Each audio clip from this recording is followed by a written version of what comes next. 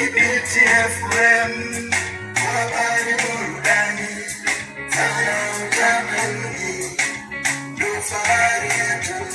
Kibiti FM, habari burudani, sana utamaduni, ndio fahari yetu. Kwa habari na burudani za uhakika, sikiliza Kibiti FM. Leta vitu.